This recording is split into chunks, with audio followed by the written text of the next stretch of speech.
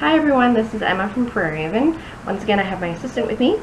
I'm here because I'm talking about Books and Lala's Borrow-A-Thon, and I was super stoked when I saw her video on it, and I really wanted to participate. My problem is that I am really ambitious. Blueprints, okay, from Harry Potter.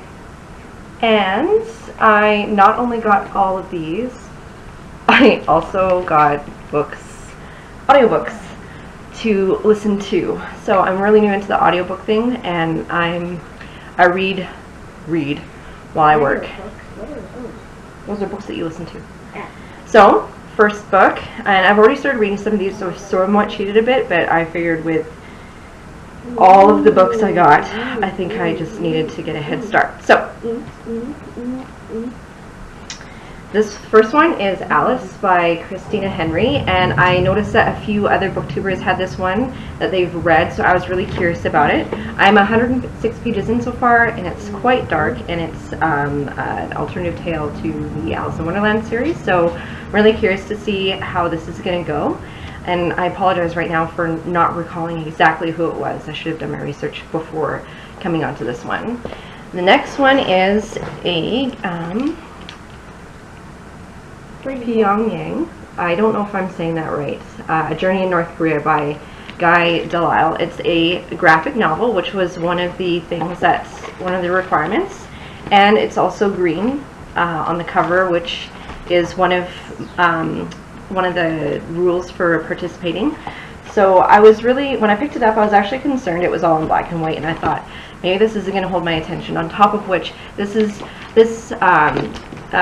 illustrator here, he's an animator, and he's Canadian from Montreal, living in Paris, and he was sent to North Korea to work on this animation project. So this is all of his observations on North Korea, which are really interesting. And again, I got a head start on it. I'm about halfway through, and it's utterly fascinating. I didn't realize this was I didn't realize this is what it was when I ordered it, and this was a recommendation, an algorithm recommendation from Goodreads. So that's that one. Next one I got was The Badass Librarians of Timbuktu. One of the rules was you had to read a book about that featured a library in it. So most of the books I've read so far already have libraries in it, so this was one that I saw actually in the bookstore one day, and I was like, I can't get over the title of that. That is amazing. And this, I've been reading this on audiobook, and so far I didn't realize it was nonfiction. I totally didn't read anything about it before I picked it up. So I didn't realize it was nonfiction, and the guy on the audiobook, I'm struggling with it a little bit, and I don't know if it's the content and the way it's being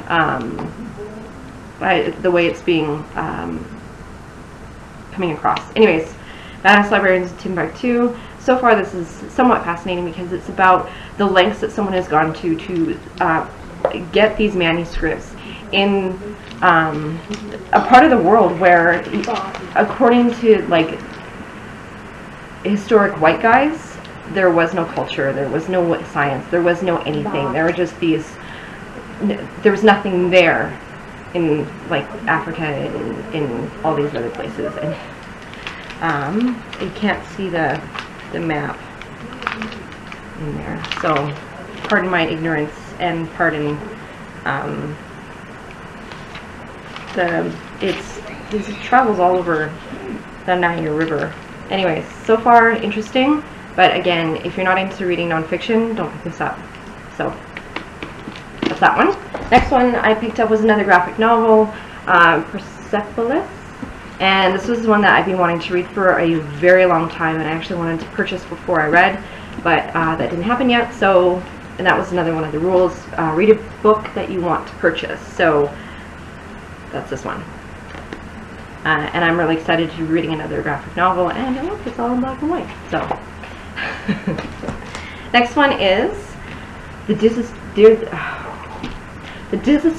Disappearing Spoon, and Other True Tales of Madness, Love, and the History of the World from the Periodic Table of Elements. I saw this in the bookstore a few weeks ago, and first of all, the title caught my eye, and the color of the cover.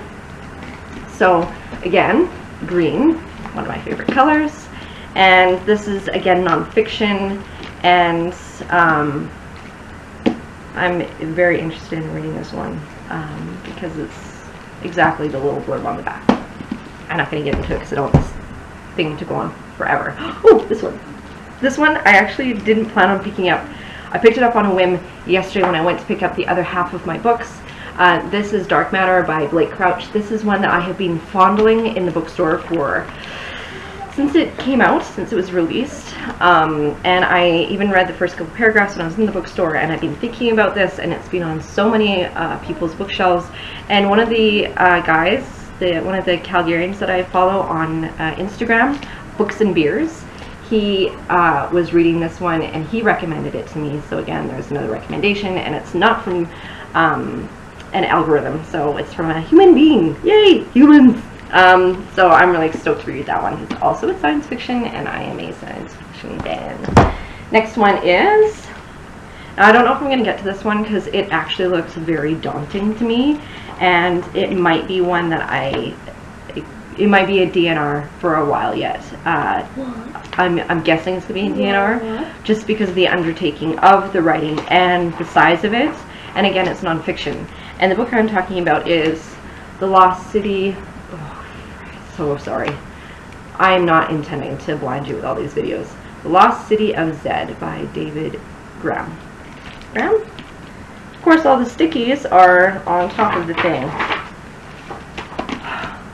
Sorry, Mr. Author Guy, who did all this intense research. I just totally messed that up to keep it PG-13. I mean PG. The last one is Startle and Illuminate, which is Carol Shields on writing. Now, this was one of her kids, I believe, collected. I'm guessing. I think.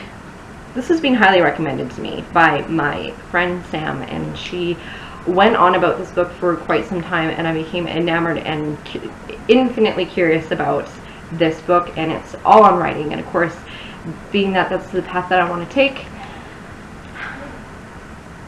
and I have all this fear and whatnot about doing that, and it's intimidating. And I love that there's actually YouTube people that I follow on here that are actual authors. They just like took the, you know, life by the cojones and said, F this, I'm totally gonna write a book. Oh look, and now I've written like 5 more, and it's wicked. So hats off to all of you who've done that, and you're totally amazeballs. And so that's the reason why I picked this one up.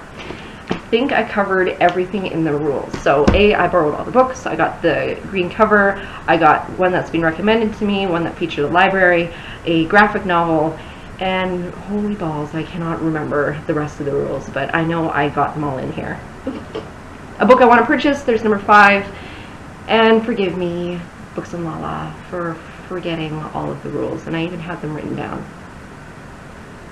Of course, not with me, because I'm like super organized. Okay, everyone, I'll let you know how my reading goes as I totally sideswipe my little assistant. And yeah, so thank you, and I took off more than I can chew. I can't remember the books that I rented on audiobook. Oh, I'm also reading The Girls by Emma Cline. I'm reading the Timbuktu book, and I also ordered some more that haven't come in yet, so maybe they'll be a part of it, maybe they won't. Yeah, anyways, thank you, and I can't believe I clapped.